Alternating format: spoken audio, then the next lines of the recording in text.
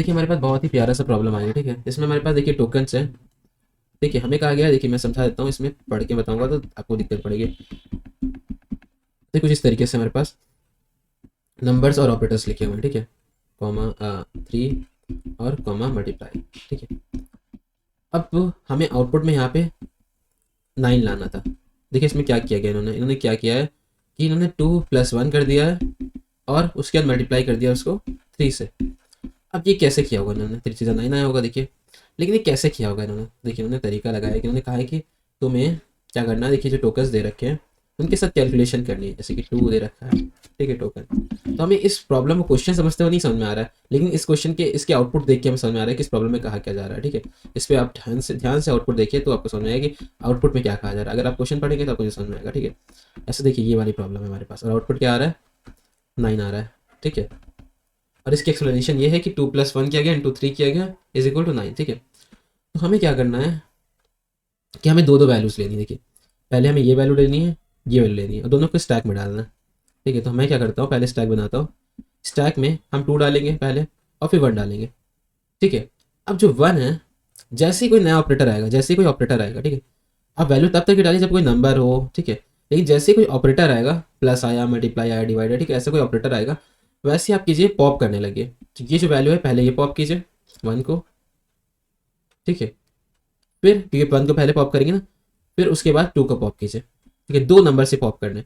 फिर आप क्या करिए कि ये जो ऑपरेटर आपके पास आया था इसको लगा दीजिए यहाँ पे और इनको पुश कर दीजिए वापस स्टैक पे, ठीक है। वापस इसको स्टैक पे पुश कर दीजिए। तो अभी स्टैक में हमारे पास क्या पड़ा होगा,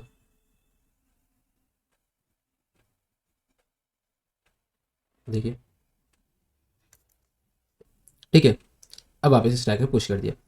अब नेक्स्ट आप लीजिए 3, क्योंकि नंबर है ऑपरेटर ने इसको वापस स्टैक में डाल दीजिए। नेक्स्ट ऑपरेटर आ रहा है, ठीक है, ऑपरेटर आ रहा है। फिर आप इसको क्या करिए, इसको पुश कीजिए, सॉरी पॉप कीजिए। फिर इसको क्या कीजिए, इसको पॉप कीजिए दोनों को, ठीक है। यहाँ पे ऑपरेटर जो है उससे मल्टीप्लाई कर दिया, 9 आ गया, ठीक है। अब ये प्रॉब्लम आपको अच्छे समझ में आएगी जो नेक्स्ट हमारे पास थर्ड वाला एग्जाम्पल दे रखा है उसमें से। मैं दिखाता हूँ आपको क्या किया गया। हमारे पास पहले 10 है, फिर 6 है, फिर 9 है, फिर हमारे पास 3 है, फिर हमारे पास प्लस है, फिर हमारे पास -11 है, फिर हमारे पास इंटू है, मल्टीप्लाई मतलब, फिर हमारे पास डिवाइड है। देखिए कितने सारे आ रहे हैं ऑपरेटर्स और कितने सारे नंबर्स आ रहे हैं, ठीक है। फिर हमारे पास 17 है, फिर हमारे पास प्लस है, फिर हमारे पास 5 है, फिर हमारे पास प्लस है। देखिए कितने सारे हैं, है ना। अब देखिए सबसे पहले तो आपको समझ आएगा कि हम लोग लूप में चल रहे हैं, ठीक है। तो हम पहले क्या करेंगे, ये नंबर लेंगे, ठीक है। अब हम यहाँ पे बना लेते हैं स्टैक, ठीक है। तो ये नंबर लेंगे, देखिए सब स्ट्रिंग में है लेकिन हमें नंबर में कन्वर्ट करके करना पड़ेगा, ठीक है, पार्सेंट करके। तो पहले ये आ गया हमारे पास प्लस, सॉरी ये क्या आ गया 10, ठीक है। तो हमारे पास 10 आ गया, 10 को डाला स्टैक में क्योंकि एक नंबर है, ठीक है। जैसे ही ऑपरेटर आएगा स्टैक में नहीं डालेंगे तब। 6 डाला फिर ये भी एक नंबर है, 9 डाला फिर ये भी एक नंबर है, 3 डाला फिर ये भी एक नंबर है, ठीक है। ये सारी चीज़ हमने क्या कर दी, स्टैक में डाल दी। लेकिन नेक्स्ट बार में आते हैं तो हमारे पास प्लस आ रहा है।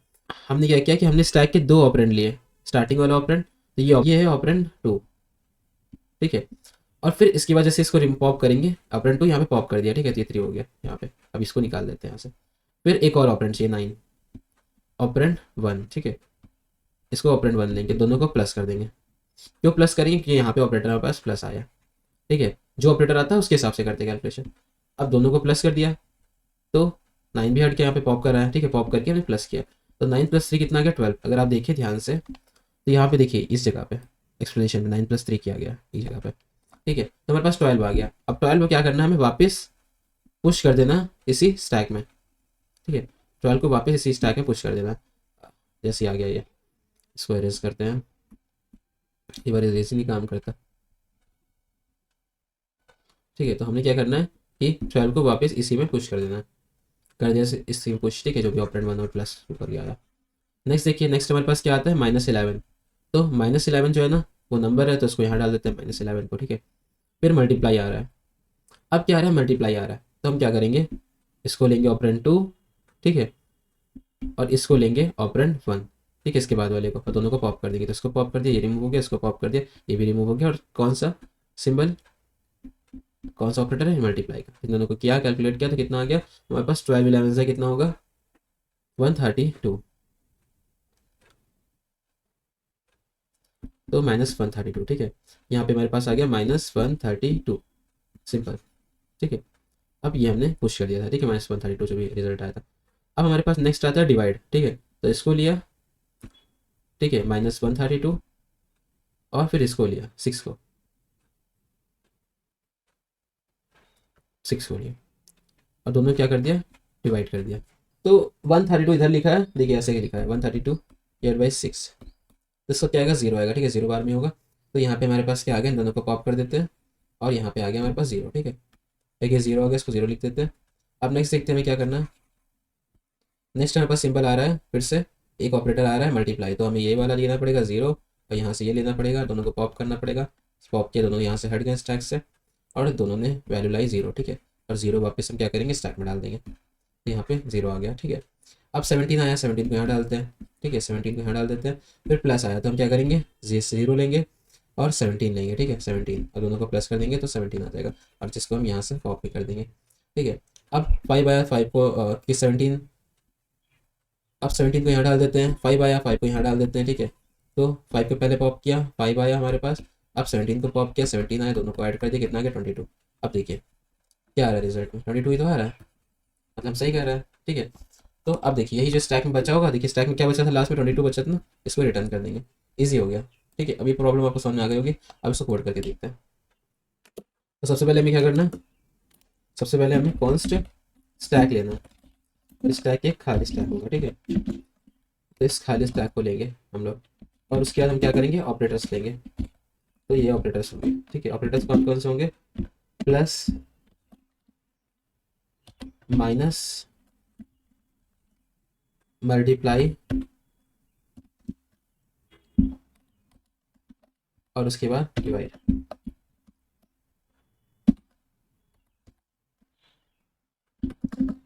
ठीक है। For const token const token of tokens, ठीक है। हम लोग को जो टोकन्स है हमारे पास, जितने कैरेक्टर सारे जो फंक्शन में हमारे पास पास हो रहे पैरामीटर में, उनके एक एक कैरेक्टर उठाते हैं। अब देखिए हम कहते हैं कि ये जो ऑपरेटर्स है ना, ऑपरेटर की स्पेलिंग सही नहीं, ऑपरेटर्स है, अगर इनमें से कोई भी ऑपरेटर इंक्लूड करता है तो हम वहां पे क्या करेंगे, वहां पे हम दूसरी चीज करेंगे, और लेकिन अगर कोई ऑपरेटर नहीं इंक्लूड करता है वहां पे हम इस टाइप में पुश करने वाले वैल्यू। अगर सपोज करिए कि जब तक कि ऑपरेटर्स में से कुछ भी इंक्लूड नहीं करता, ठीक है, तब तक कि ऑपरेटर्स में से कुछ भी इंक्लूड नहीं करता है, ठीक है, उस पार्टिकुलर टोकन पे, तो इंक्लूड्स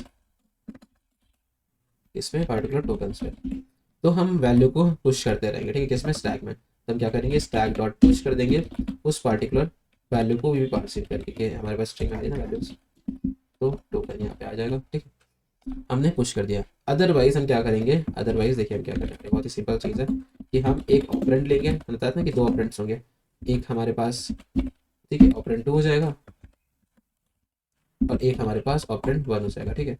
तो ऑपरेंड 2 ऑपरेंड 1, ये क्या करेगा, ये स्टैक डॉट पॉप करेगा सबसे ऊपर वाली वैल्यू को, ठीक है, और दूसरा भी स्टैक डॉट पॉप करेगा सबसे ऊपर वाली वैल्यू को, ठीक है, क्योंकि एक पॉप हो चुका होगा तो ऊपर वाली वैल्यू नेक्स्ट दूसरी हो जाएगी, ठीक है। अब नेक्स्ट हम क्या करेंगे, देखिए एल्स में ही हम यहाँ स्विच वाला गेम खेलने वाले हैं। स्विच क्या करेंगे, टोकन के हिसाब से, ठीक है, क्योंकि अभी हमारे पास क्या आ गया, टोकन में कोई प्लस माइनस मल्टीप्लाई डिवाइड आया होगा, ठीक है, एक एल्स पार्ट तभी तो चलेगा जब कोई इफ वाला पार्ट नहीं चलेगा, तो कोई मतलब ऑपरेटर है इसके अंदर। तो हम क्या करेंगे, ऑपरेटर के हिसाब से केसेस बना लेते हैं। तो केस अगर सपोज करिए कि ऑपरेंड प्लस आया था, ठीक है, ऑपरेंड प्लस आया था, तो हम ये कहना चाहते हैं कि स्टैक में पुश कर दो, ऐसे स्टैक और पुश कर दो ऑपरेंड 1 प्लस ऑपरेंड, ठीक है।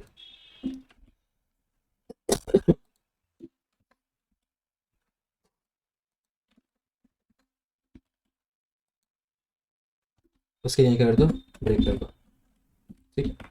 उसके बाद हम क्या करते हैं, यहाँ पे नेक्स्ट केस 1 था ये, अब माइनस वाला केस बना लेते हैं, मल्टीप्लाई और डिवाइड, ठीक है, ये सारे केस बना लेते हैं। तो ये कहाँ से आ गया, सुनाते हैं, आ गया, ठीक है, हटाते हैं। अब ये क्या है, दूसरा केस क्या होगा, माइनस वाला, ठीक है, तीसरा केस क्या होगा, मल्टीप्लाई के लिए, और चौथा केस क्या होगा, डिवाइड के लिए,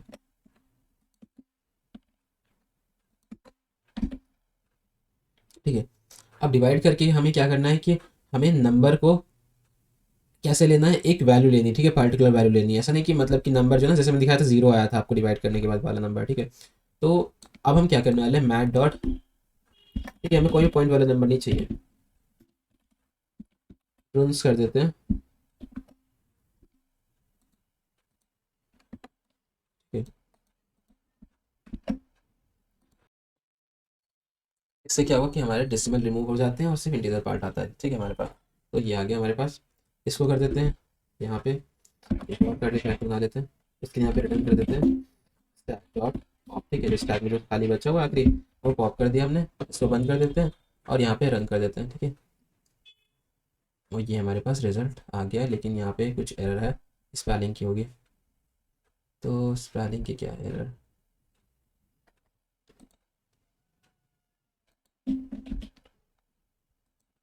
अब देखते हैं क्या आ रहा है रिजल्ट। तो ठीक है, देखिए रिजल्ट आ गया, सबमिट कर देते हैं।